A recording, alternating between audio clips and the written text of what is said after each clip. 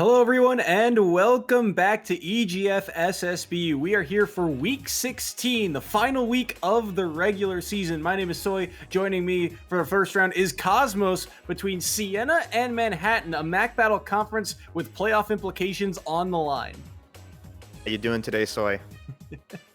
I'm doing good. The playoff implications that we're going to be talking about all day today are the story, and this is a big one at that. Siena, they've already locked in their playoff spot. They were in grand finals of that MAC championship. On the flip side, though, Manhattan, we'll get to more about them, but they are on the outside looking in, and essentially this is a must-win for them headed into game number 1 here.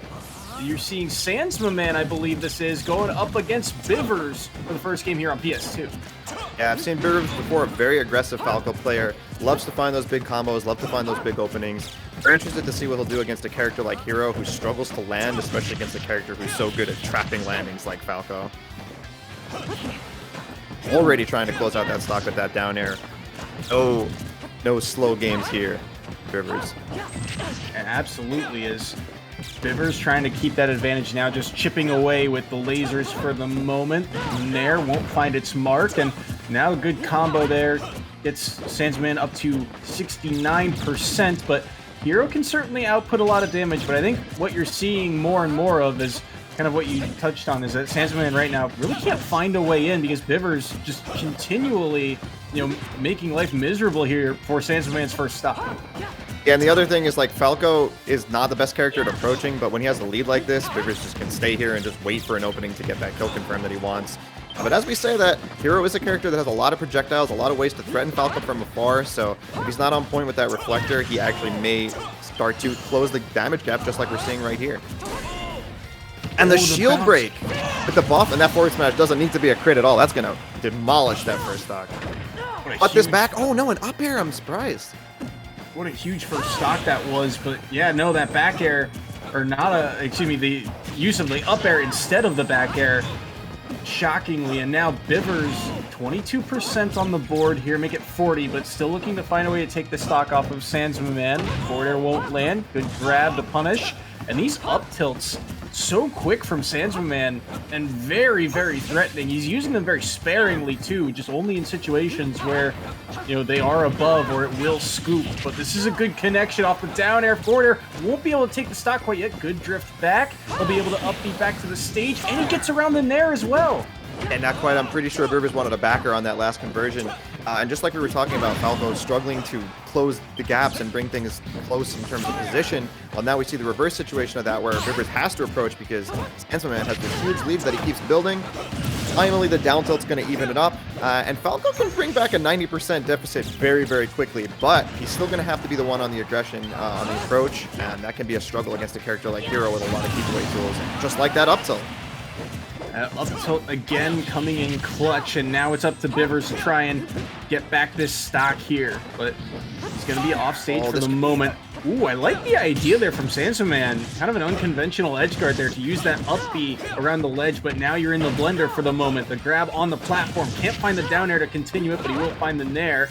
The side B just to cover the ledge allows Sandsman back to stage, but another turnaround there. It gets the forward air, the laser as well. Burns the jump of Sandsman, and he'll have to burn a lot of MP to recover back to stage, but for such a massive lead that Sandsman had, it is slowly dissipating away. 100% now on Sandsman, but now he's the one in advantage. Has him to the corner, throws him off stage, up to 50, and this ledge trap game continues here, but Bivers will make it back. That's but only for a moment, that's going to be it. Even all the way across the stage. That's a move that you don't see too much from Hero players, but you always have to respect. It has armor or iframes or something of the like, and it's just ridiculously strong, ridiculously giant. It hits above Hero, it hits beside Hero, pretty much everywhere. If you're anywhere trying to be on top of Hero, you're going to get caught by that move, and as you can see, tons of knockback. I'm not sure if Bivers expected to get sent that way, but either way, I don't think the DI was necessarily going to save him against that. A surprisingly strong move, and like you said, we don't see that one all that often, but a huge victory in game number 1 for Sandsman, a 2-stock at that. This shield break, the highlight of it, I think. That up tilt with, I believe that was Oomph online as well. Yeah, that was definitely the buffs.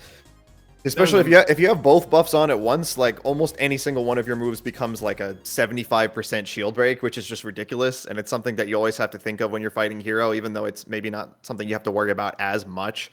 But in the times when you do have to worry about it, it can be catastrophic, just like we saw right there. And that was really kind of the turning point of, I believe it was that first stock. I mean, that first stock, it felt like Bivers had advantage for most of the time, but then Sandsman snipes the second stock away. He put so much work on here. Wasn't even touched, I guess, on this second stock, as you see, by the time he takes Bivers' second. And then the fact that he held on to this second stock as well to take the third of Bivers means he gets 2 points on the board. Remember, every single stock matters in this format. You get a point for every stock remaining at the end of each game, plus a bonus too if you win your set. And so because of that, Sandsman now has put Manhattan up 2-0 in the very first game. Yeah, absolutely. Now, if I'm Bivers, I'm thinking, okay, that game didn't go that well, but also I dropped a lot of confirms. So he dropped a lot of opportunities to potentially close out stocks with back air, and that can be demoralizing, but it also means, well, actually, if you just did what you normally do in your general game plan, that could have gone a lot better. So I think he's probably thinking, I can do this. Let's just be a little bit more on point on those back air conversions and down air conversions, actually. There was one where he could have done like a down air into a double down air. So I'm hoping to see more of that in game 2 from him, and I think that's what he's thinking as well. Yeah, absolutely. The other thing that you mentioned too, the use of that reflector is always ever present in this type of matchup. And I think for the most part, his reflector was pretty on point. Didn't always connect, but also the projectiles weren't always that accurate. So I think that's also something to watch for here, is if that reflector can stay on point, or if more of these projectiles start to land from Sandsman. But small battlefield, the site here of game number 2. If Sandsman wins it, he wins the set. Yeah, if we're lucky, maybe we'll see a whack get reflected, but that doesn't happen too often. All right, and you can see Bivers struggling to get in through the second tier charge side B from Hero. That move can be really good at keeping out approaches from a lot of characters, and as we said, Falco not that quick in the ground or in the air. He's going to find it difficult to avoid that move as he tries to close the distance. And we're seeing a lot of keep away play from Sandsman in this game. Neutral B connects. That can do a surprising amount of percent. The side B will as well, and Bivers is up to 105. That's a good parry, though, and now the situation is flipped. Oh, good. Yeah, saves him a lot of shield damage. And potential down air here. Gets the late hit, but no tech on the up B. Not enough MP, though, from Sandsman, so it actually worked out. If I'm Bivers, I'm taking that. Big trade there from Bivers, too. He was at a big percent deficit there, and despite losing his stock, he'll still take the first stock off of Sandsman as well. Now he's got the percent lead, and he'll retreat to the other side of the stage and just continue to work away at this stock with some lasers. And it's up to Sandsman now to make a play. As you can tell, a lot of these quick defensive options are being used, but now the situation flipped on its head once again. Bivers, once he gets in, he can do so much damage, but not too much off of that up tilt that time. But Bivers go for a falling nair into down smash before. I've never seen that before from Falco, but the down air, back air, almost enough to take it. Fortunately, Sandsman DI'd in on the down air, so he was further away from the blast arm when the back air connected, and that saved him his stock. Oh, we did see the reflect on the whack, but no result from it. Okay, gets spiked by the side B. Oh no, I guess I didn't even see it. Did he air dodge down there? Or maybe he didn't have enough MP, but I think he should have been able to at least do the tier 2 up B. I don't think he had enough MP. At least that's what it looked like for the moment, but either way, Bivers is able to take that stock, and because of that, now Sandsman has to find a way to respond here. 103 on Bivers, and Falco's relatively late, and the whack lands! The lingering hitbox of the projectile connects, and because of that, we're down to last stocks. What an interesting game. So many unexpected things happening.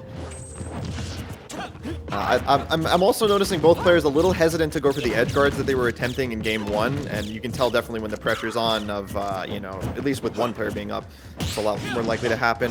Nice parry on the falling up air right there, gets the up tilt conversion. And ledge trap here, looks for the down air, which can combo into a down air or back air, which certainly would have sealed the game for Bivers, so definitely something you have to really be careful of when you're at ledge against Falco. Side B. Oh, and beautiful read, catching the air dodge in after the side B. Half charge up smash. Bivers taking game 2. Big response from Bivers in game 2. That's the second time he's read a defensive option like that. Even there, the air dodge in just scouted out off of the side B. We've seen Bivers use that side B to kind of break through a couple of times now, and there it finds its mark.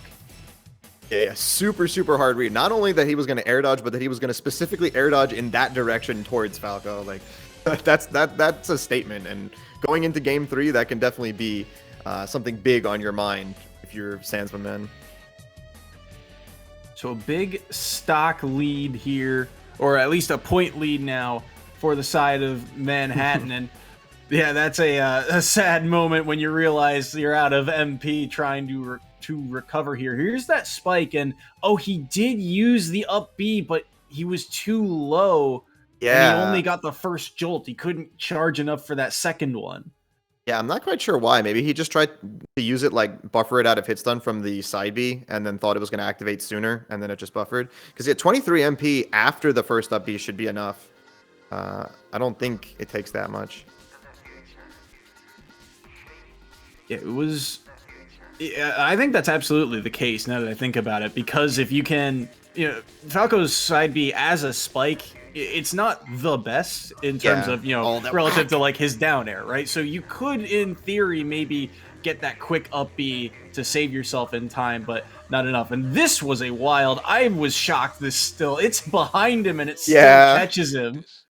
Still, though, like Bivers probably realized, like, well, I shouldn't have neutral get up that was right there, but I think he tried to specifically time it so he could get up right after it passed by. But projectiles like that, Samus's charge shot, a lot of things, as long as the hitbox is touching your hurt box, that's all she wrote. When the first hit of that up smash actually missed, I could see, but fortunately it's got another one, so that was still enough for Bivers to close it out with that sick read that we saw.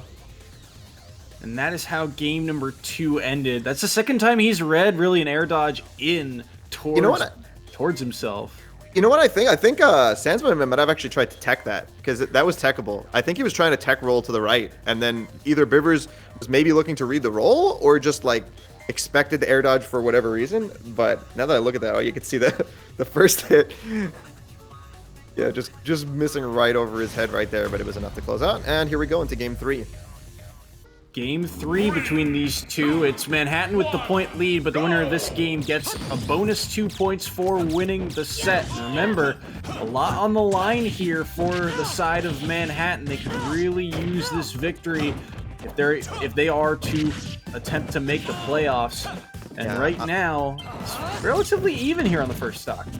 I'm surprised Sandsman didn't ban this, because Falco loves these tri-plat layouts, and I don't really see Hero getting much off of it. Also, not much space for Hero to run away, which has kind of been what's netting Sandsman that much. Or no, I'm surprised that he chose this, actually, not even banned it, because he lost the last game. But maybe it's just like a comfort pick. I really like what Sandsman is doing with those edge guards. Those up Bs right around the ledge, that lingering hitbox. Although it's not going to find a kill necessarily, it's very threatening to a recovery like Falco's. Yeah, if you go deep enough, you can... Oh, there's the up smash on the air dodge. Not quite enough good DI coming out from Sandsman. If you go deep enough, you can actually get the strong up B and then follow up with a down air or back air, which is a really cool confirm. We're probably not going to be seeing much of that because, well, A, Sandsman just lost his stock, and B, he was out of MP. But as we say that, now Bivers is going to try and rack up some nice extra credit. He's only at 97, so not really a kill percent to anything conventional. Gonna have to take a lot more work here on this stock. Also, Sandsman in this game in particular feels like he's willing to burn through MP a lot quicker than he normally has, or at least has in the past. As now you can see no MP in the tank here, but slowly starting to have it be worked back, as only 31% to his second stock right now, but still trying to find a way to take Bivers' first. And on a combo character like this could be very dangerous. Bang! That actually connects, but it doesn't take the stock quite yet. Great DI from Bivers. Yeah, if only it was Kaboom, that would have done it. I love the grab right there, just running around on the ground, making him expect for potentially a falling aerial to come eventually, and then just breaks through that step and gets the grab. But as we say that, it's still not enough to take the stock, and Sandsman still a stock behind. Couldn't find the grab, won't find the back air would have done it. Either. Does he find a way back to stage? Early up B gets caught here by the Nair. The laser connects as well. MP? Could be a down air. Oh, he didn't know. No chance. No, he doesn't have the MP to recover. And Bivers covers it, and he's up 3-1 now. Yeah, sadly, I don't think he was looking at his MP because he let himself drop really low before going for the up B. He could have just done the early up B or maybe even a directional air dodge. I forget how high he was. But yeah, that 2-stock lead. Hopefully he can close out this stock pretty quickly and then give us some sort of a game. But it's not looking good for Sandsman right now. The side B still not going to be able to take it. Bivers surviving the 188, so much percent on such a light character here, especially on a character like Hero. You'd think you'd be able to find a way to take the stock, but Bivers doing a great job of surviving till this point. Finally drops his stock to the side B there, but still 2 whole stocks ahead and 72 to Sandsman Man, and not a whole lot of MP here. And he's trapped in the corner again. I want to point out, I'm pretty sure that bounce just reflected the laser from Falco's up throw, which I've never seen before. Up he had a shield, getting him out of that pressure. It's going to be, definitely a crucial thing. He's always trying to get away and not stay close to Falco. That's kind of how you want to fight Falco in general, but as Hero with all those long distance tools, it's something he's been looking for a lot, but he's just not getting too much off of the range game. And obviously when Falco does get close, he gets a lot out of it. Just got to watch out for that landing hitbox on the down air. Gotta be careful here. Oh, Bivers messed up the wall jump there, and so last stocks here now. Sandsman Man. Oh, but that forward air doesn't catch. Is it enough? Yes, it is. Bivers takes game 3, and set number 1 goes to Siena. Yup. That forward air closing it off the side, especially pretty close to the side blast zones here on Yoshi's. Not much Sandsman Man can do at that point, but it was also like a good read or at least option coverage for the high recovery there. I think Bivers probably noticed that Sandsman Man had been recovering high in general, and also that he didn't have enough MP to really, mix it up that much at that position, and capitalized perfectly. Okay, here we saw this this one he made it back, and which was this one? Is this the one where oh, he just gets down tilted here? Okay, I want to see that one where he up B is too late. I think this is the one. Okay, he jumps, and then he's off stage again, has no jump, no air dodge. He probably thought he had his jump, maybe, but then just waits too long to go for this up B. And loses the stock, unfortunately, because of it. Yeah, the fact that Bivers caught him before landing on the platform was huge. Because if he lands on that platform, he gets his jump back, and he has that resource to possibly recover again. But Bivers caught him beforehand, and then from that point, I mean, Bivers, he drops his stock here to the side B, which we've seen connect a couple times, that second kind of length of that side B doing a lot of work, but still it just wasn't enough this game.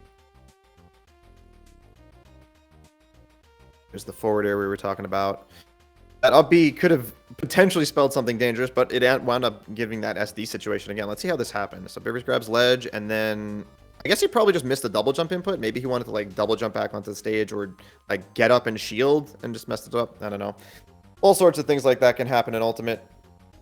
We have the super slow replay, and maybe we can see some other input before the air dodge. Nah, it's just, but it's a directional in, so maybe he wanted to roll after neutral get up and then just didn't do the neutral get up. I'm not sure.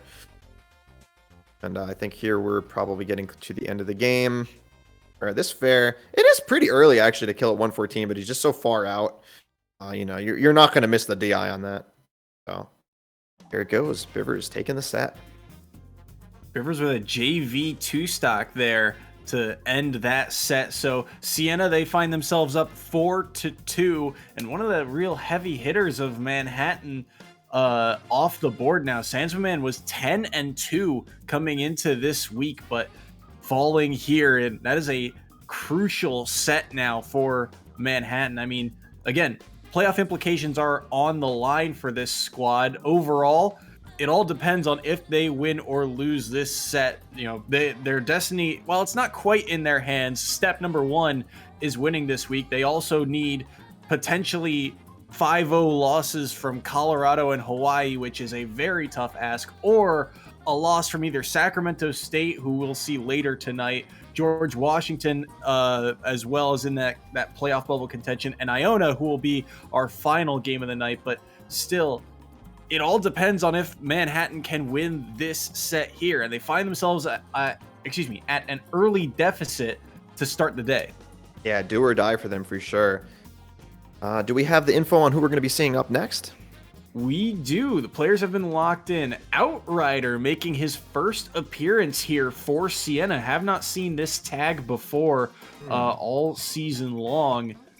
And for the side of Manhattan, it is Sam being locked in. Now, Sam is a player we have seen from Manhattan. Sam, we've typically seen Captain Falcon, I think, vast majority of the season. He did go Nest 1 week, and I don't remember for what specific counter pick, but I'm expecting to see the Captain Falcon here from Sam. Nice. Yeah, I'm hoping to see some Falcon gameplay as well.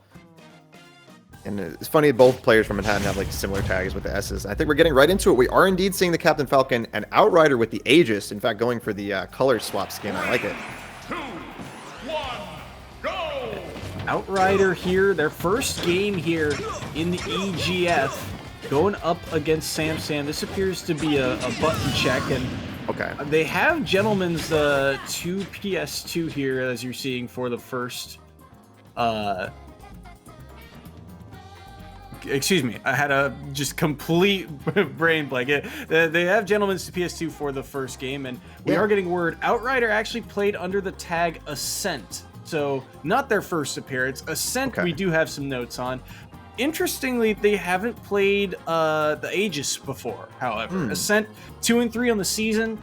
They started off the year going ZSS and then changed to Lucina, mostly as the later the season went on. A lot of top tier wipers. Yeah. Pyramithra, different character, but still, I think, along similar veins if you look at how ZSS and Lucina like to play. Yeah. You know, pretty fundamental based, good characters, and sorties, at least in terms of the Lucina similarity. Remember, guys, it's never too late to switch to Aegis. It's never too late to bring that character out or to learn them. They can be very useful. But we'll see what Sam's going to do here with this Falcon.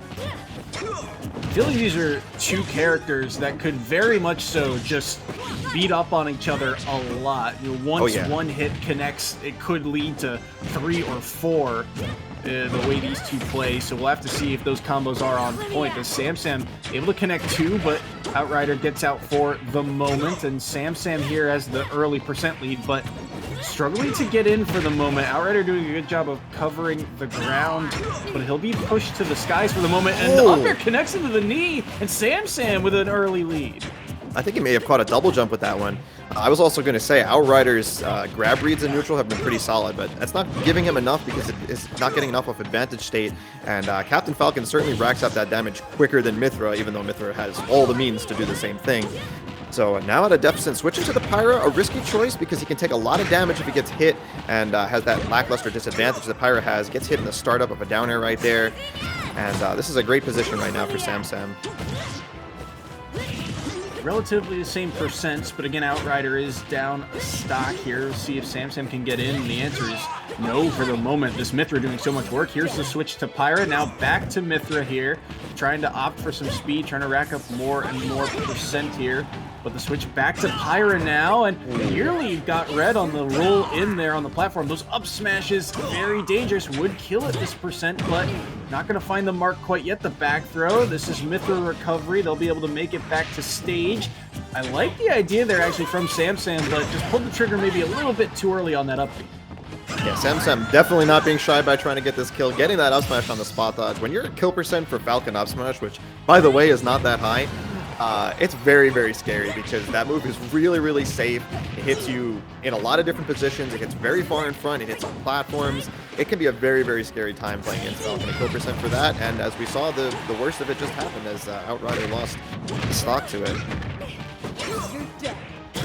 Combo here so far, but there's the turnaround, and that will be stock number 1 of Sam off the board. That being said, Outrider's still a lot of work to do in the combo. The up air starting to land. I like the idea on the air dodge read there for the up smash. That's a couple of times that Sam has pulled the trigger early on that up smash. Wants the knee, won't find it. Mithra in a lot of trouble. There it is again. The up smash finds its mark, and Sam with a 2-stock victory.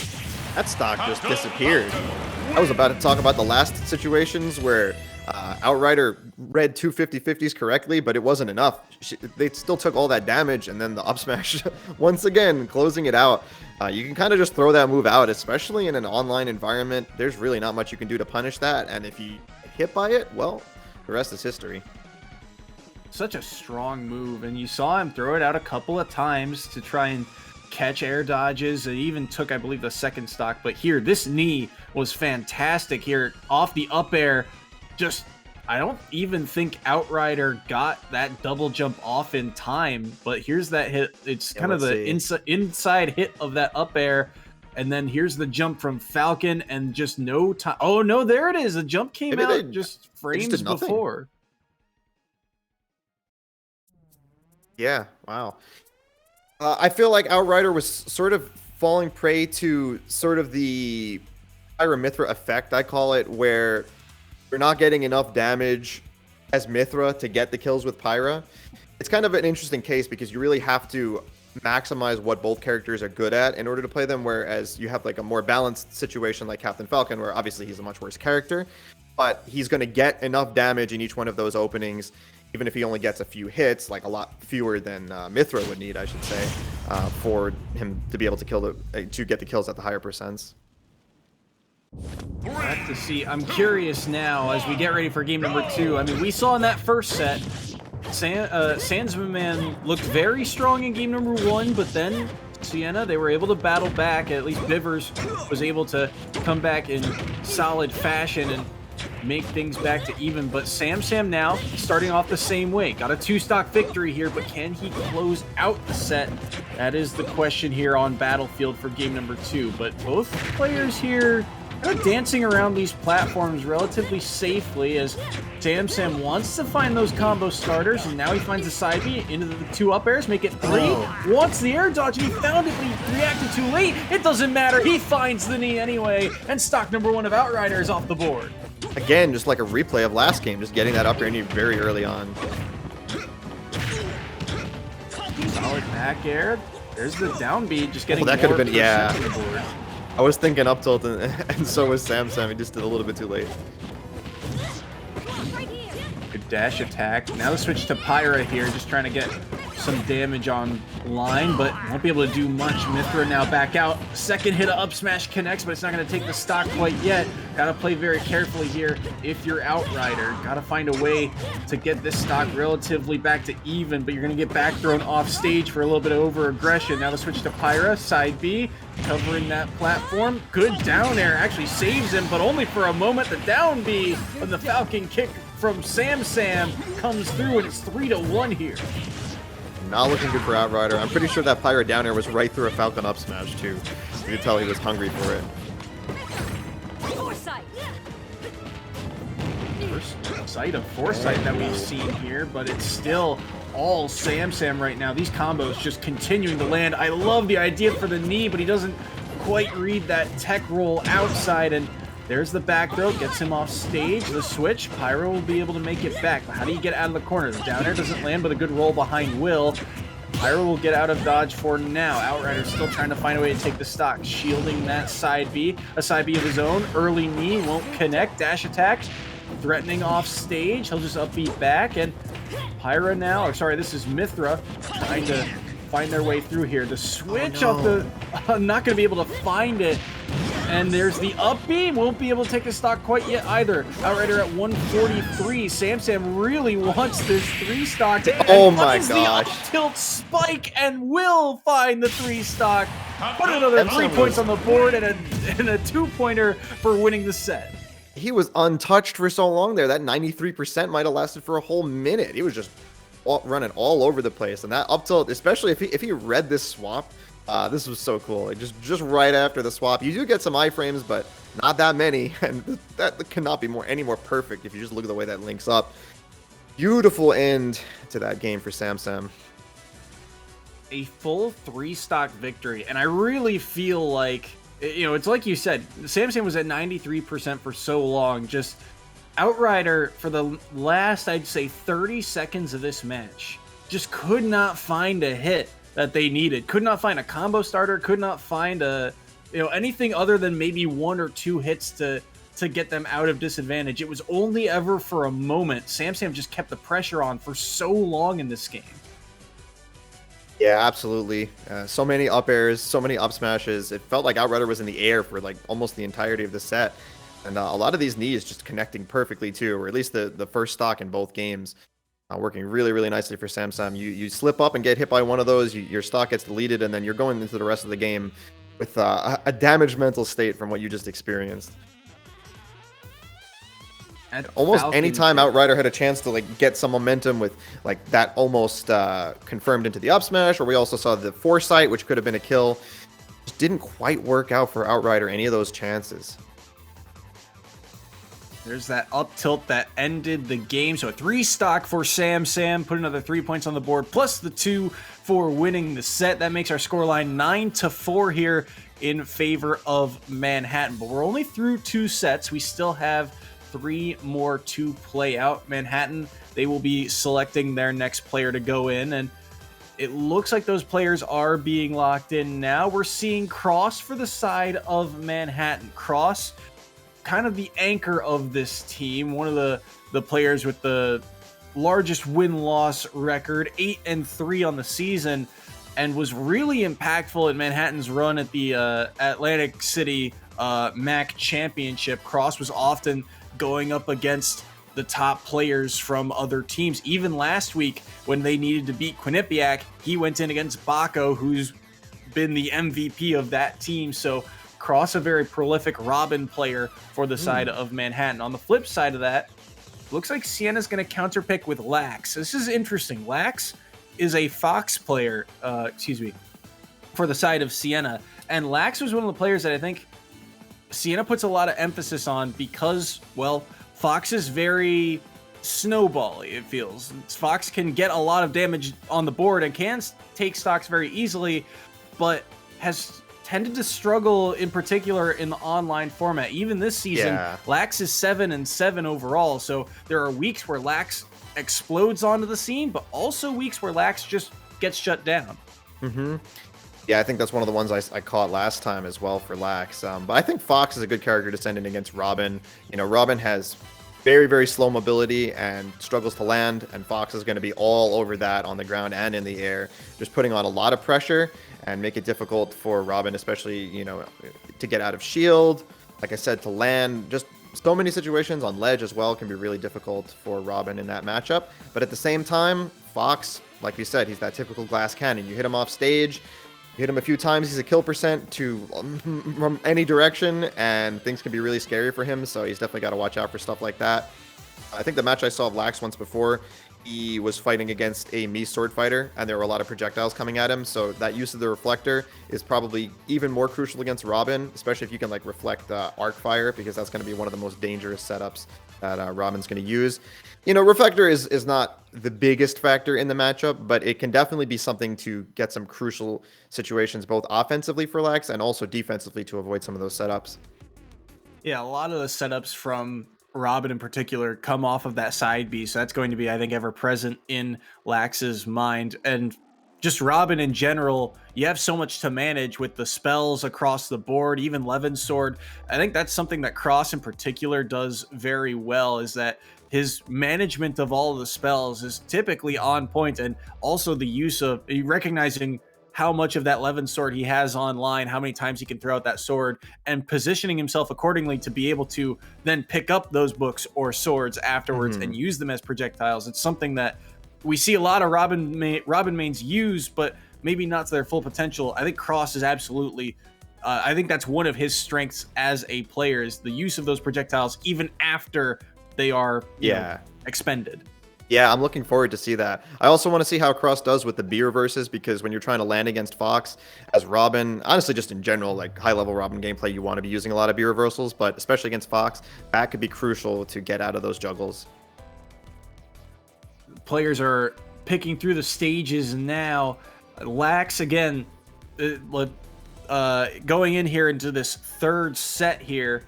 Manhattan, they need the win here in order to keep their playoff chances alive. For the flip side, Siena, only one loss this season during the regular season, and it was to Quinnipiac, who ended up winning that MAC championship. But Siena right now, a win could actually do wonders for them. Of the 3 conferences in the EGF, Siena, they've locked in a playoff spot, but they could secure themselves the highest overall wildcard spot, so the number 4 overall seed in the national bracket, if they win this match. And in terms of playoff brackets, when you're the number 4 overall seed, your path to the championship gets a whole lot easier than, say, the middle of the pack. Yeah, for sure. So a lot on the line for both teams, even though we've made all the fuss about Manhattan being pretty much on their last legs here. But Siena with a lot to gain from this as well. It's interesting, too, that they put Lax in here. I mean, you look at Siena, who's, again, 14-1 on the season. They've been fantastic to watch. But in such a pivotal set, they've sort of, it feels like, put some trust in the depth of their roster, because we haven't seen some of the heaviest hitters yet from the side of Siena. We haven't seen Knight, this Shulk player, who time and time again is that 5th guy, that anchor, constantly going up against the best of the best from other teams. Pango has been fantastic to watch. His Steve, 13-0 on the season, still kind of held in the back pockets here. So this is a pivotal kind of moment here for the side of Siena.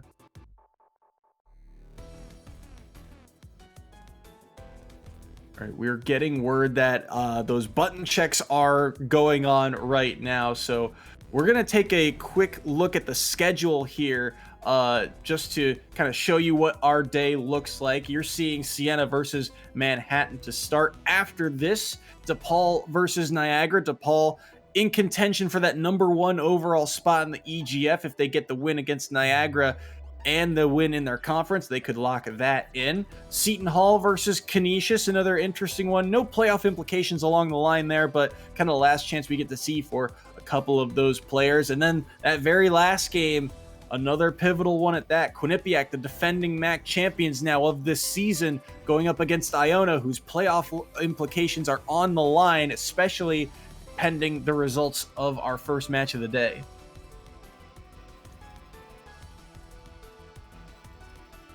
Definitely a lot to see today, so make sure you guys stay tuned. I'm looking forward to seeing a lot of these matches for sure.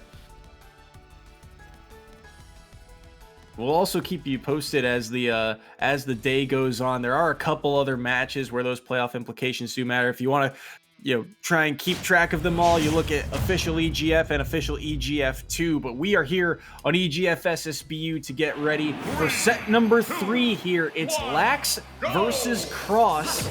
You're seeing Lax opting for the Fox and Cross on the Robin, but it's Lax off to the early start here. Yeah, big opening for Lax. Getting these jump read fairs and converting into the up airs very nicely for a quick 60%. We'll have to see if Cross can respond here. Not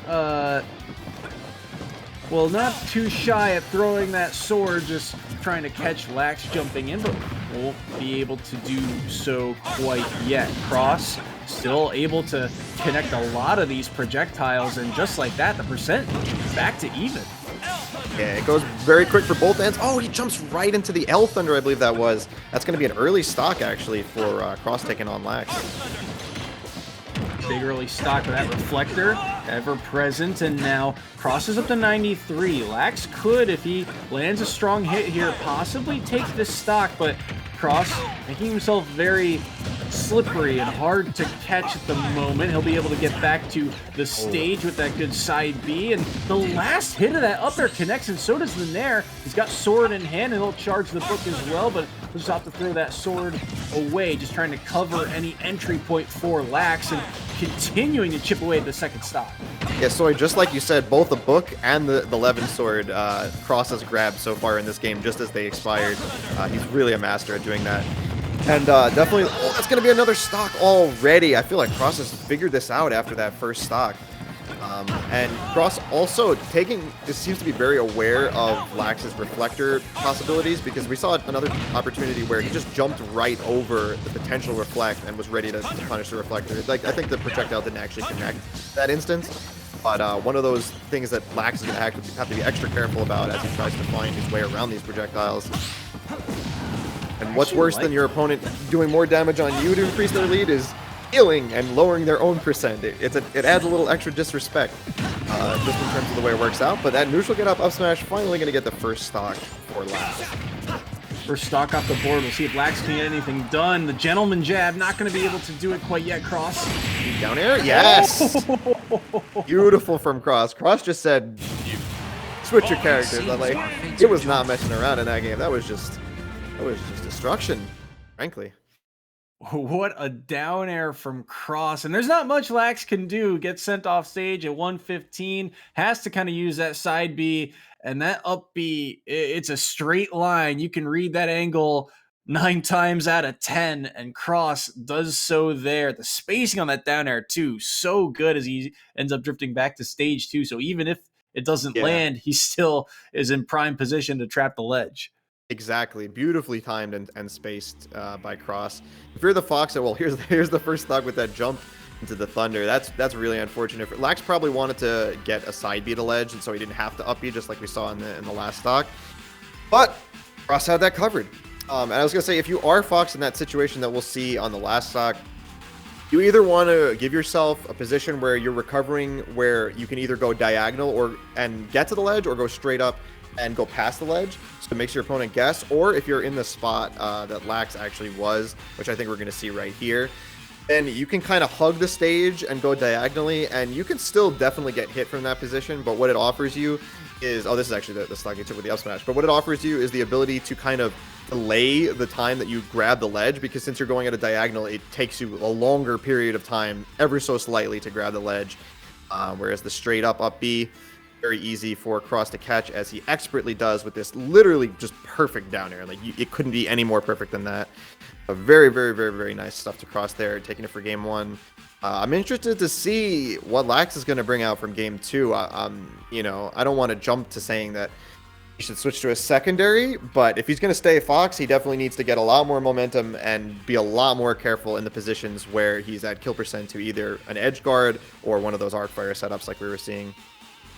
We'll have to see. We haven't seen Lax change off the Fox all season long, so if ever there was a time, maybe it's now, but we'll have to see. I do agree, though. I think Lax can certainly keep pace here and get a lot more work done, but the problem is it just felt like everything for Cross was connecting between, you know, even you look at the defensive play, too, of Cross, just, you know, like we said, able to pick up the books and the sword immediately after their usage, and then use them as, well, as almost a wall of sorts to stop Lax from approaching. You saw him just throw the sword directly upward and, you know, cover his, you know, falling so that Lax couldn't just dash in and attack him while charging a projectile.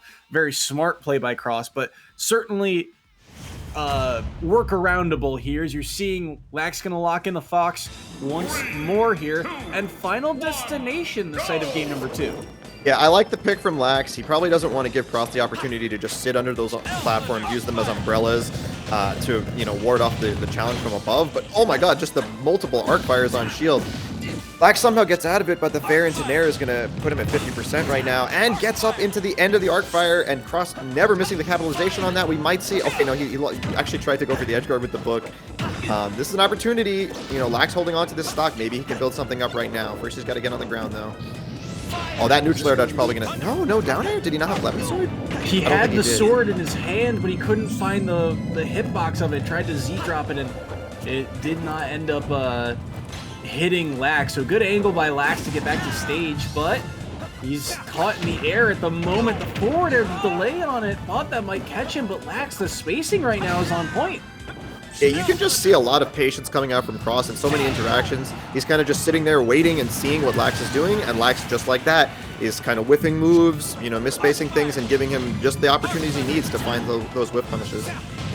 That was dangerously close, but now Cross, that down B, gonna help him work back some of that percentage. That neutral B earlier from Cross, it landed, but Lax, you could tell he wanted to run an up smash, and he almost had it too. But look at this, the rage added to that forward smash, and Lax is now on his last stock, and this is the 3rd set in a row. We've seen a potential game-ending set come down to a 3-1 stock line. You want to talk about capitalization. That was just a multi-jab on shield, and Cross, no hesitation, whipped out that forward smash to take out that stock. Oh, the up smash, not going to connect quite yet. Cross knows how important this stock could be, especially with some of the heavy hitters of Siena still in the tank of this lineup. Wants to roll in, won't find it with the down smash, and Cross back aired off stage, but he'll be able to make it back. Not a whole lot left in that recovery book, but he will be able to get back to stage just for a moment, though. The spacing so critical here for both of these players. Oh no, Rosen actually just gets caught. We were talking about getting hit by things when you're behind him. That one actually looked like he probably would have been able to roll behind it, but here again, the arc fire is on shield. Lax doesn't want to like roll out because he can either get hit by it or a lot of times, oh gosh, that's, yeah, wow. Destruction, it's over already. Cross did not really give Lax just any room to breathe. Anytime that he was trying to approach, Cross had it scouted out. Cross was just waiting in the position where he could get Fox to whiff, find that punish with any sort of thing, just walling him out with projectiles and, you know, finding whip punishes with grabs and aerials, and then capitalizing once he had the advantage state. What a huge snipe there from Cross. That's a 3-stock for him in a very pivotal third set. Put a lot more points on the board for the Jaspers. And what's strange to me is that this game felt very even, especially off the first stock here from Lax. Yeah. And then it all suddenly just fell apart so quickly. Yeah, that's something that you'll see in Smash in general, and I think a lot of that comes down to survival skills. Like, damage is one thing, but how good are you at A, getting the kill, and B, avoiding your opponent's kill options? Especially against Fox, who seems very scary because he's, you know, he has a lot of kill power, he might just run at you and up smash and all that kind of stuff. But he's not going to kill you off of a grab, and if you're not mixing it up really well, Fox's kill options can be very telegraphed. And I feel like that's something that Cross was completely aware of. He knew, okay, maybe I take this damage here, some dash attacks, some up airs and stuff like that. But I know what this Fox can kill me with, and I'm going to do my best to not let him. Catching the little tippy toes right there. The Thunder once again, just like we saw in, I believe, the first stock of Game 1 right there. With that, it is now a 16-4 scoreline, a 12-point lead here for the side of Manhattan. Now, 12 points is a lot, but it doesn't quite secure the victory yet. Again, the maximum amount of points a player can earn is 8, and the minimum is 4 here. But it does mean that for the side of Siena, if they want to walk away with a win and secure themselves that highest wildcard seed, they're going to have to win at least this next set. And they've sent in one of their heaviest hitters to do so. It's Pango, undefeated on the regular season, rocking the Minecraft Steve all the way through. Very, very dangerous player. I love what Kilo Miles said in the MAC Championship. Pango almost plays like he's in creative mode. There are so many different setups that he has between, you know, just not only, you know, setting up the wall to deal with projectiles and buy himself time, but also often sets up shield breaks and up smash setups by throwing them off of seemingly random blocks he's placed. So very interesting to watch. But speaking of creative mode, Creative is the player being locked in for the side of Manhattan. Haven't seen a ton of Creative this year, but from what we've seen, Creative has mostly gone Falco, 0-3 on the season. But from what we saw from Bivers, we know that Falco can get a lot done. Oh yeah, absolutely. And Steve also very light. You know, it takes an up tilt back air at like 80 at ledge. It might be enough to take the stock. Also, you know, in terms of recovery, that can be a potential area where Steve is vulnerable as well that Falco can capitalize on.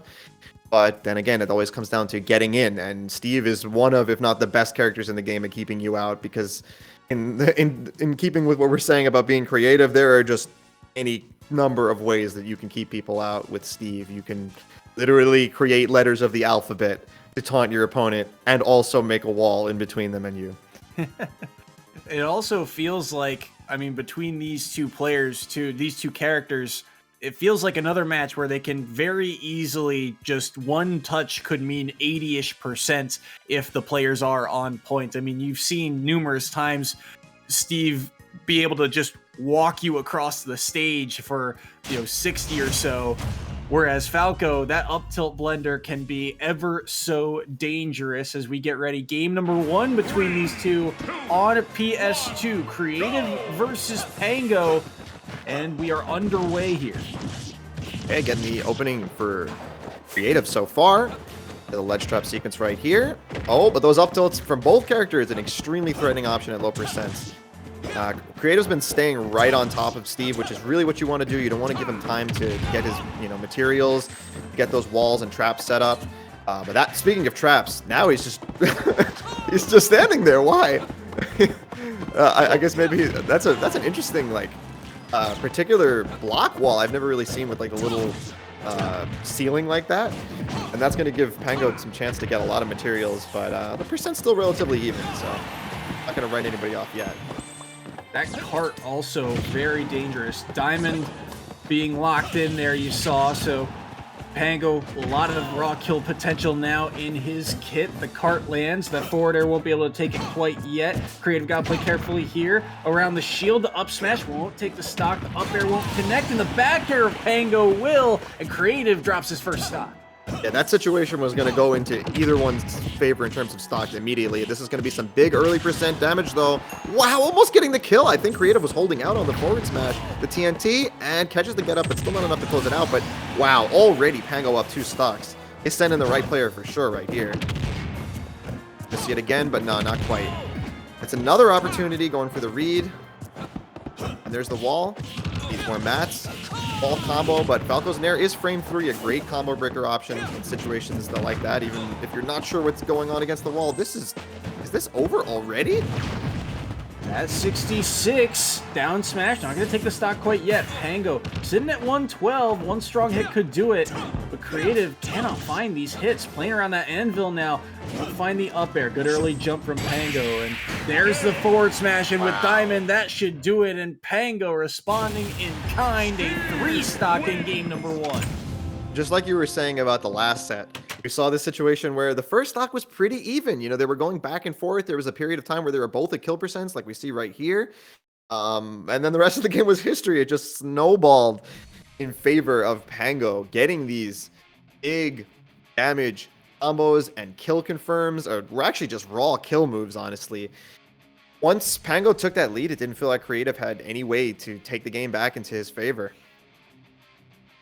To me, I think the biggest difference maker from this set to last set is that it felt like, while it was close in the first stock and it did end up slipping away, it felt like Creative, the game plan almost never changed, and that's why it was kind of able to slip away from him. It felt like Creative kind of got caught hunting a lot for things like the forward smash and the up smash. He wanted to take this stock so early, but he could never find a way to connect those moves. And Pango at some point, I think, caught on and realized, hey, if he's going to up smash my shield or go for these forward smashes, I can just set up and get some percent on the board, and then maybe I'll find just a raw forward smash here to get that 3 back air.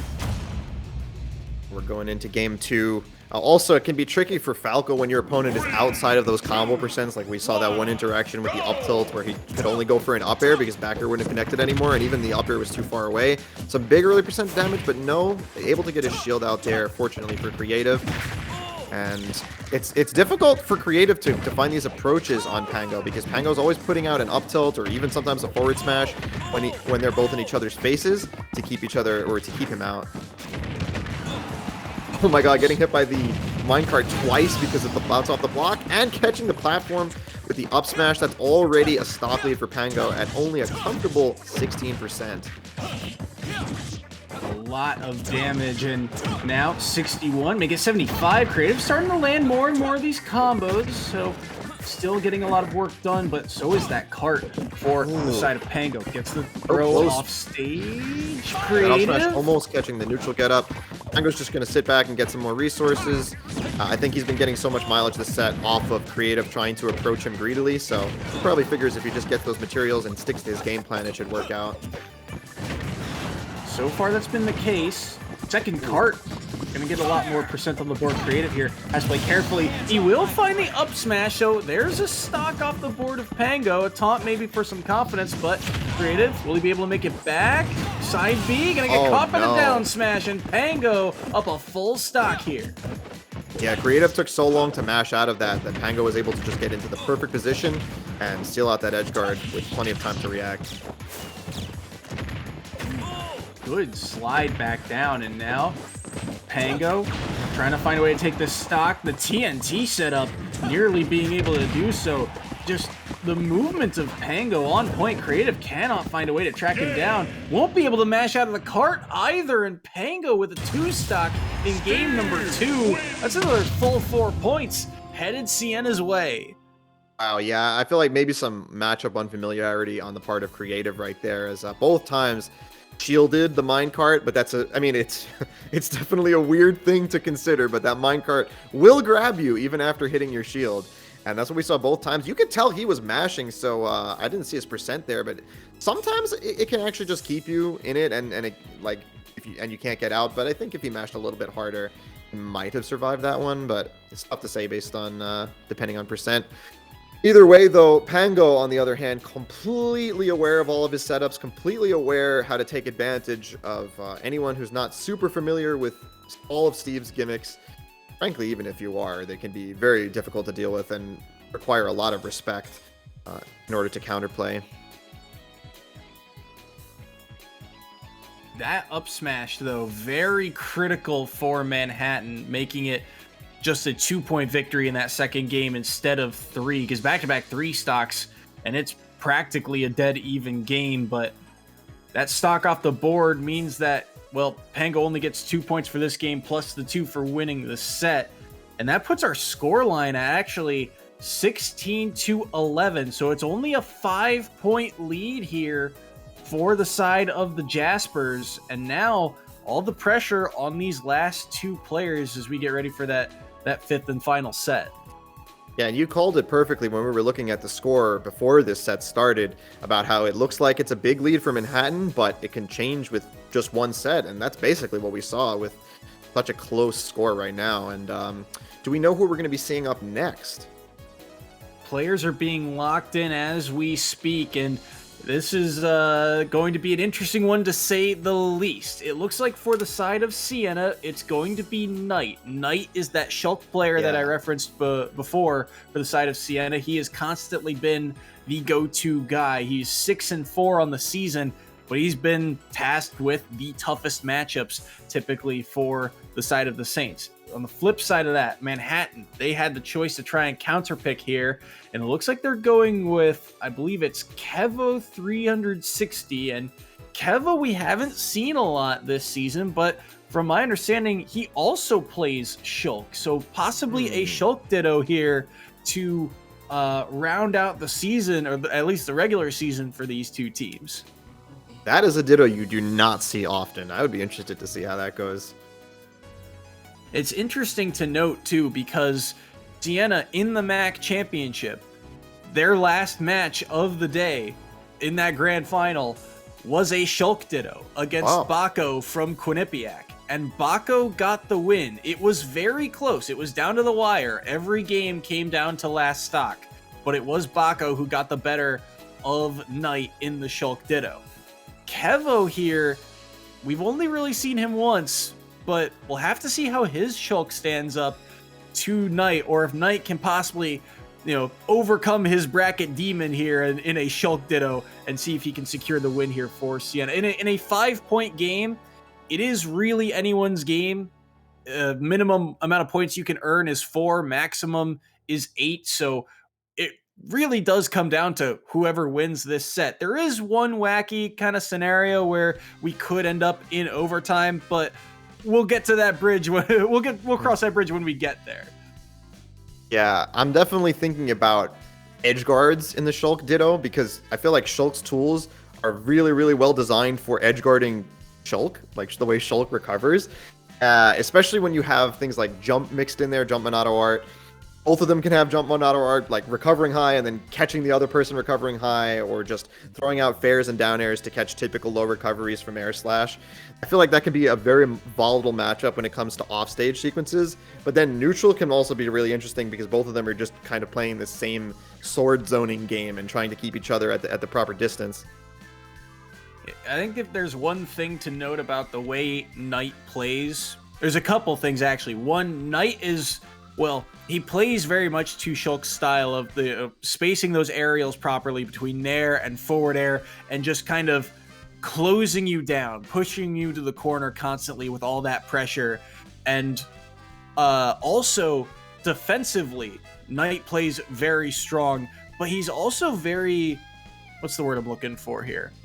Shield art typically is used to get out of combos a lot of the time, but Knight is very much so. He uses it as a kind of mix-up. He's not quick to pull the trigger on getting out of combos quickly with shield. Right. He uses shield art very sparingly, and I'm curious to see if that is the case here in a Shulk Ditto, because the combos more or less the same, right? It's still trying to kind of wall your opponent out, but the spacing has to be on point. And again, we don't really know what type of Shulk Kevo really is. Is he the kind that will opt for more use of speed than jump, say, or does he want Buster early on in those percents? We'll have to see here, as it is the Shulk Ditto to round out the regular season for these two. Siena versus Manhattan. Winner of this set keeps their playoff chances alive. Yeah, this is really exciting to see. We got a big stage here with Town and City. Definitely a lot of room for both players to kind of run away and reset that positioning that they want. And both of them starting off with speed, probably just opting for the typical Shulk game plan rather than necessarily trying to counterplay the other person's Monado. Yeah, that's already going to be it. Missing the tech there, I believe. Missed the tech and just the fade, not able to get Knight back in time. So a big early lead for Kevo 360 here, but quickly Knight working away at this next stock here. He'll be able to make it back to ledge, but still trying to find a way to land. Early up B won't connect either. Knight wants to catch the landing there, but won't be able to do so. And Kevo now with Buster, trying to find more extra credit on this next stock here, but the back air will land. He'll be forced off stage once again. Smash Art now online, can do a lot of work. I love the run off forward air there, but he just can't space it quite right, and Kevo makes it back to stage. Yeah, well, Kevo switched to jump right as he was running off for it too, which is sort of what I'm talking about with these interesting offstage interactions where you don't know if the Shulk is going to be recovering, not only like where he's going to choose to recover, but what his physics are going to be as he recovers, when you're also worrying about your own physics in those situations. The air slash is going to close it out though. 50%, not much of a lead, so pretty close game right now. 56 can be made up very easily as you're seeing Knight trying to work away at the stock. He'll switch to shield art there and snap the ledge and roll back to stage, and it's Knight with stage control at the moment. You're seeing Kevo kind of approach with those back airs. They're very well spaced for the moment. Now jump being used by Kevo for the Buster of Knight. I like the idea of that down smash, but it's not going to find its mark. And Kevo now being kept to the corners time and time again. Knight's stage control is just on point, and Kevo struggling to really find a way in. Something else that's really interesting in this matchup is you have to be extra careful using Buster and Smash, because those arts both, well, in the case of Buster it does more damage, and in the case of Smash it does more knockback, but they also have the same consequence for you. So in other words, if you're in Smash art and your opponent's in Smash art, then you both have like stacked buffs and debuffs in both ways, because you're going to take more knockback for having Smash on yourself and because your opponent has Smash on. Same thing for damage with Buster. So when we're at kill percents or in the percents where people want to use Buster, that can be very, very threatening. And you might actually see both players not opt to go for it unless they have a clear advantage in positions. Both players. Speaking of which, no Monado's on right now. Yeah, no arts online, but all of them available here. 83 to 78. So Knight has really brought this stock back to practically even. The up tilt lands. Shield Art gonna save him, but Smash Art used and quickly opted away from there. Yeah, you can see, like I was saying, except for dire positions like that. Oh no, doesn't go for the second hit of the air slash and is not going to be able to drift to the ledge there. Kind of a flub from Kevo. But otherwise, it seems like they were both afraid of switching to any Monado art, because Shulk without Monado arts is not a bad character. He's just, you know, sometimes you don't need to use them, and I think a lot of people forget that. Like, he's a great sortie that can outzone a lot of characters even without them. And we saw, definitely, I love that sequence where they were both just not using it. But as soon as the advantage, I don't even know if he was going to, well, he probably would have made it back with jump, but really low there. I'm actually kind of shocked that the up B didn't scoop. That second slash didn't find its way, and now Knight at 142 here. He opts for Buster, going all in on this stock, wants to find some extra credit, knows that his stock is kind of working on borrowed time at this point. The back air from Kevo on the jump art, that was sneaky, and it is able to take the stock, so back to dead even here on final stock sequence. This is really fun. They both just jumped at each other and nared at exactly the same time too. You can tell they're both very similar Shulk players, at least in terms of how they're approaching this Ditto. And we've seen some pretty back and forth interactions too. It's hard to keep track of of each player, but I think they may have both like died in similar positions with their uppies not making the ledge. Or it was the same player twice. I'm not sure. We'll have to see on the replays. But now relatively even percents as we move towards the end of this last stock. And there's the edge guard switch to jump just like we saw previously. But Knight was able to snuff that forward air, snuff out with that forward air before Kevo had a chance to get out of the situation. Very well done by Knight. And we've seen, that's the Shulk classic, right? The runoff forward air can do so much work in terms of edge guarding, but we hadn't seen it land really all throughout that first game. Oftentimes someone would be able to switch to jump and get out of it, or just air dodge around it, something along those lines. And that's really the first time it landed, but Knight, when he needs it most, he finds it and he takes game 1.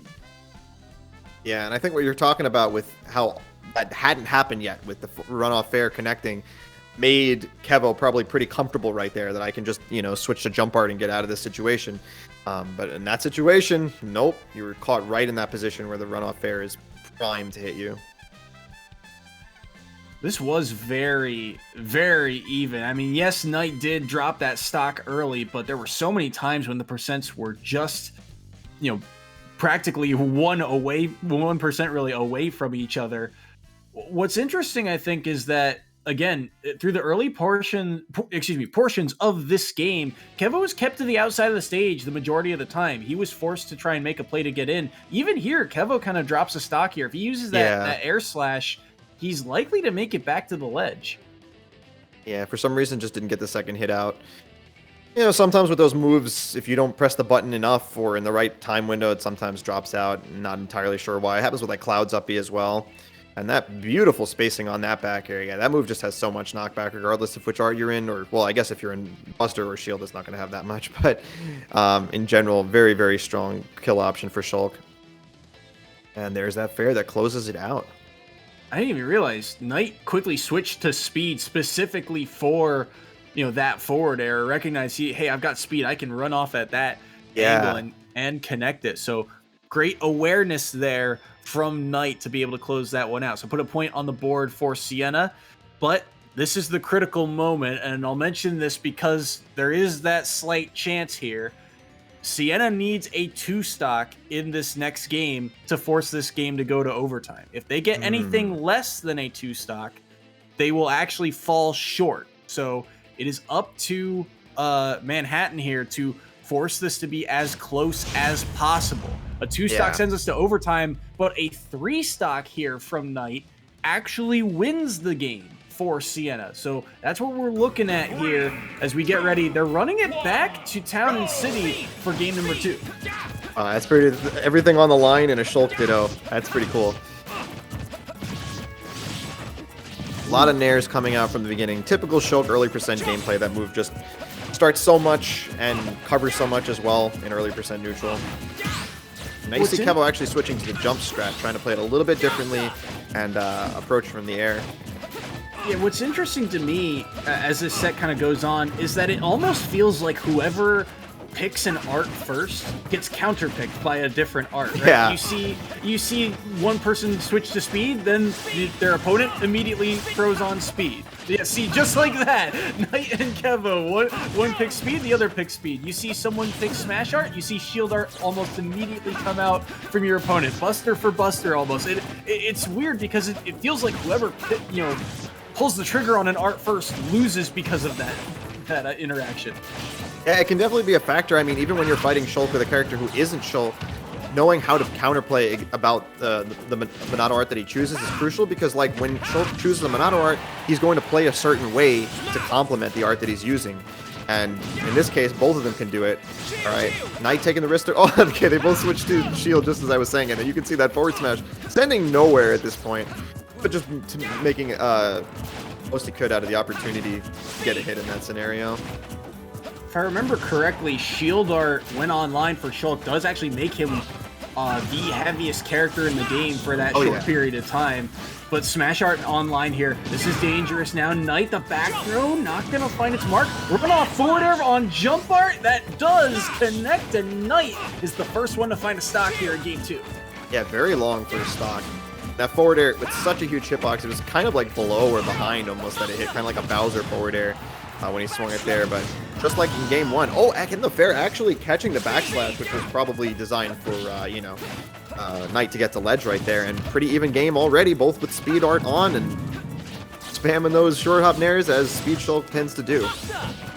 Quick switch to shield there for Knight to try and get out of disadvantage. Buster now used by Kevo, but can he get anything out of it? Buster also used by Knight. This is going to be so much percent. Just the down throw forward tilt did 60. Kevo's up to 74 because of it. The forward smash lands, but Buster Art was gone, and so only about 20 or so from a forward smash, and that's an odd phrase to say, but the runoff speed forward air, jump going to be used. The scoop, is that enough? That yes, takes it. It is Knight. 2-1 here and only 38% to his name. Yeah, that Buster interaction is exact, and here we have it again. It's so volatile when they both are using the same art with Buster, Smash, or even Shield, because like when they're both in Shield, it's just impossible for either one of them to die unless they get gimped, pretty much. Because your moves are weaker, and then you're also hitting somebody who takes significantly less damage. It's such an interesting situation. And then now we have interactions like this, where one of them's in Smash Art and one of them's in Shield Art, and then Shield Art is going to basically counter that, like you were saying. You're not really going to be able to kill somebody with Smash Art, even with Smash Art when they're in Shield. But all that aside, Knight still has a pretty comfortable lead right here, doing his best, and he needs this 2 stock to bring it to overtime, correct? Yeah, this is a huge stock and Smash Art Online. This is a pivotal moment here. Kevo, 73. Does he find a way back? Jump. He'll be able to make it back to stage, but still have a Smash Art. No, he'll have to burn it now. Shield Art being burned by Kevo. This is massive. It's going to give Smash Art time to come back online, but the forward smash connects. Can Knight make it back to stage? Yes, he can quickly with that jump, and Speed Art being used. 73 to Kevo. One strong hit could actually do it, or one edge guard even, but Knight's at 122. The Nair. Forward air, not going to land. Dangerously dancing around these shields, trying to space these aerials so carefully. Speed, back air, not going to land. Neither will the Nair, but the forward air will. Run off, maybe? No, he dips low with the jump to make sure he makes it back, but the forward air does connect, and it's 1 stock apiece here. And yep, there's the runoff. There's the SD from Knight to give Manhattan a point and keep this set alive.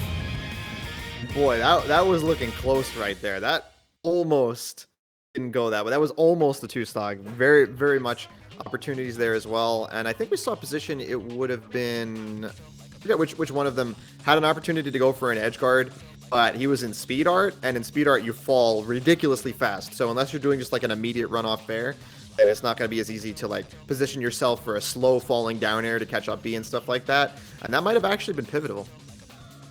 Huge moment here, and if you're wondering again why Knight SDs at the end of this game, because he didn't get the 2 stock. If he had won that game, the amount of points Siena would have earned would have not allowed them to catch Manhattan. So by SDing, he's given himself a second chance. The problem is now he has to find a way to 3 stock Kevo just to push it to overtime. And the way these two have played, it's been very even. So this is a very difficult task ahead for Knight.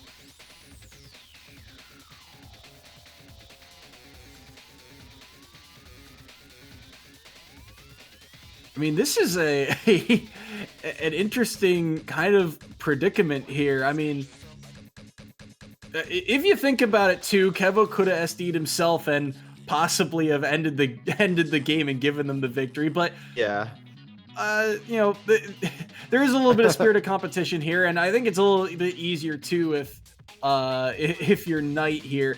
There is something to be said about, you know, the fact that you're looking now at a 3 stock game. You know, if Knight drops a stock, Siena loses, and again, a loss for them is not that detrimental. They've already locked in their playoff spot. But it's a matter of the pressure being on everyone else now for Manhattan to try and sneak in. And for Knight, I mean, if there was ever a player for Siena to be able to pull this off, Knight is the guy. This Shulk has been very good at just dissecting game plans. His wins have been monumental for Siena.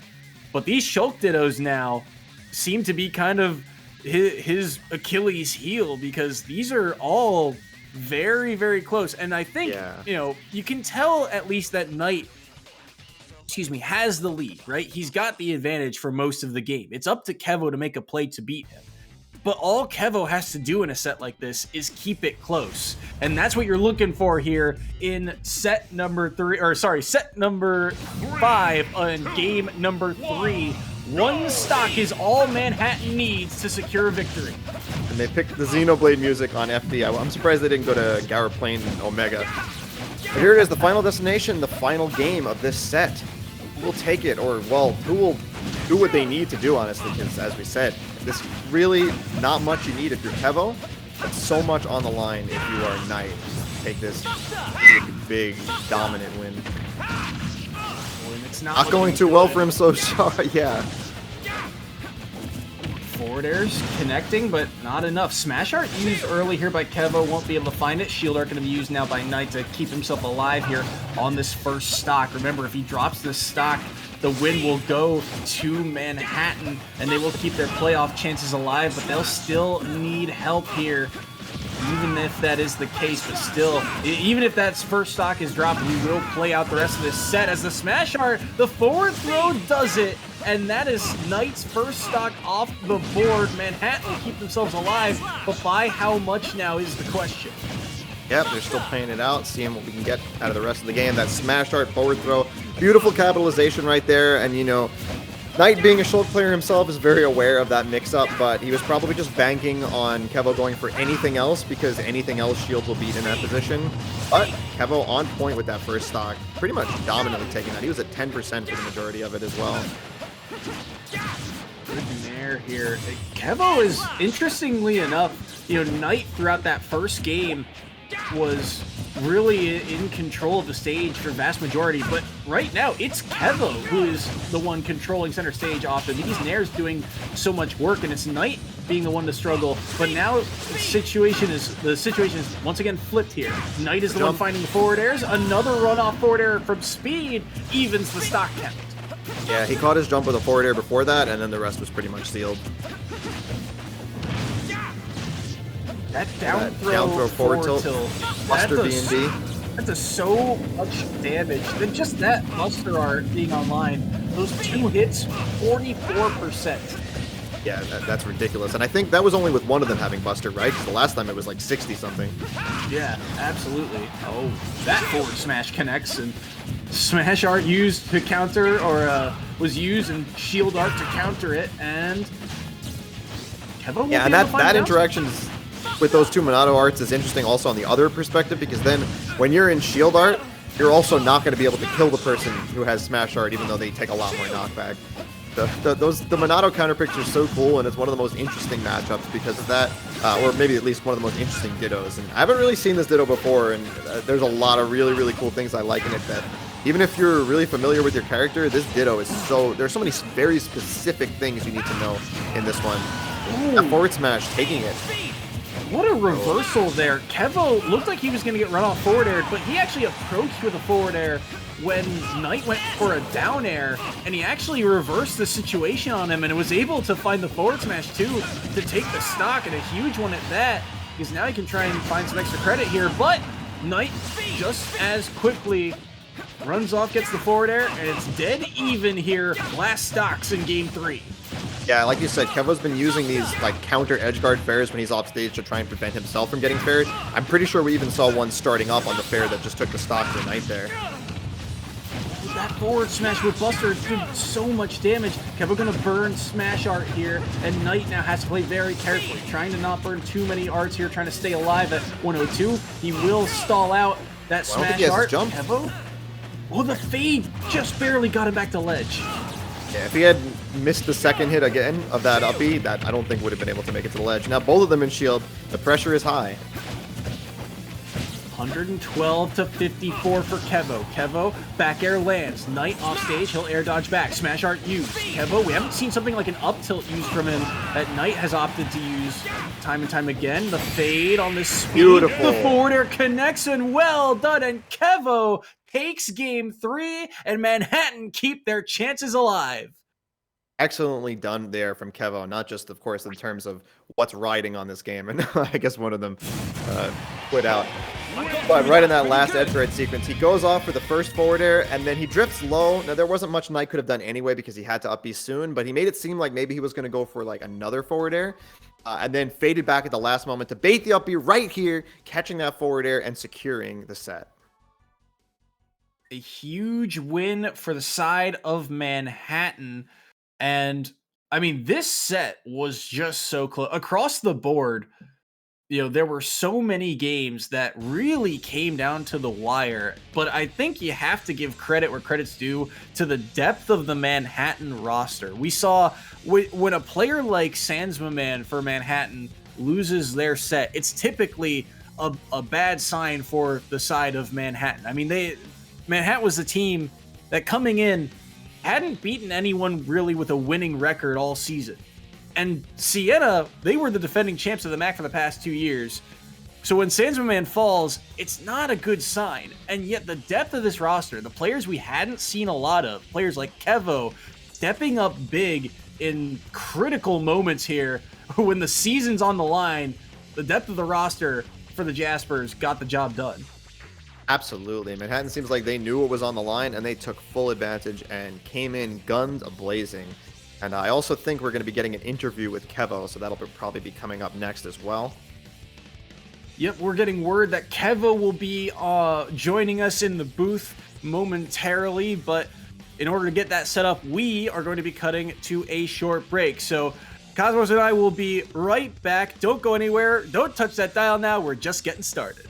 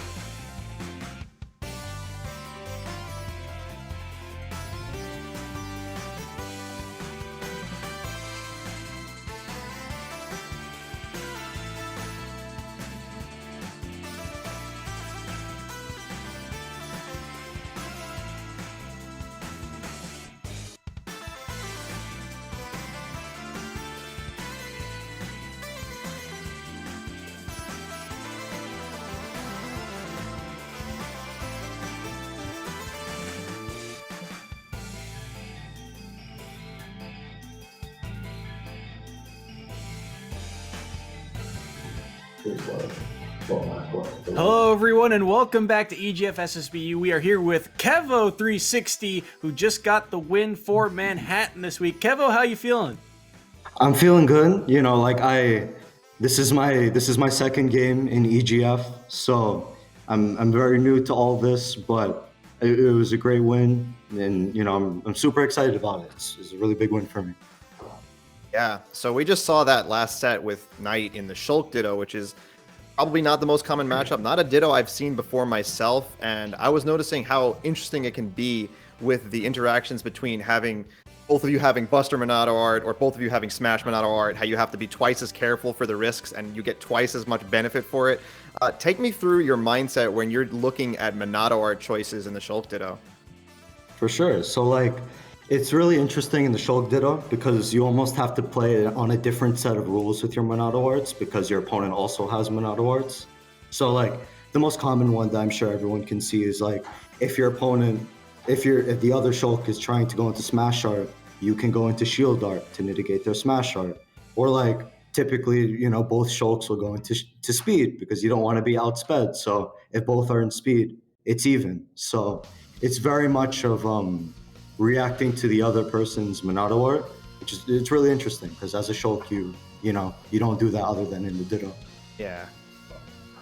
It was very interesting to watch. I'm curious, what was the feeling amongst the team entering this week? Because I mean, you guys are kind of on the playoff outskirts here, and this win keeps you alive. So what was the feeling going into this week? What was the kind of mindset for you and your team? It was very much like, this is going to be tough, but we need to win this mentality. So, you know, everybody focused, especially like, with me, you know, I'm very new to the EGF, so I'm kind of a wild card right now. So it was a very much of like, this is going to be difficult, but we know we need to win this. Yeah, absolutely. Yeah, I think that's about all I wanted to ask. Soy, do you have any more questions or should we get to shoutouts? I do actually have one more question off the top of my head. I'm curious. I know you said you yourself are kind of newer to the EGF scene, but I'm curious to get your opinion. It's now been 16 weeks of the regular season. Who do you think is the most improved on your team from week 1 to week 16? Oh, most improved. That's, oh my God. Like we've all improved a lot. Personally, I think I'm gonna shout out our Falco player. He's really improved a lot. And, you know, it wasn't his game today, but trust me, he's improved a lot, and we're looking forward to putting him in more games. So I'm really proud of him, but proud of everyone on the team, of course. Nice. Yeah, and that's just about it. Is there anyone else while you're here that you would like to thank or shout out? Shout out to the people from NYC watching me, representing the 5 boroughs up here. Also, shout out to the Westchester Smash community for letting me be a part of this wonderful community. Winhattan. I'm from Queens, man, so I appreciate it. All right, yeah, you guys are Winhattan this week. Congratulations on your win, and we'll see you guys next week for playoffs, and we'll keep you posted. Awesome. Thank you, guys. All right, and with that wraps up our first match of the day. It was a close one, but Manhattan, they got the victory here over Siena in a very tight set. But we are going to cut to a short break to get ready for the rest of our day. So thank you all so much for watching, and we will be right back after this.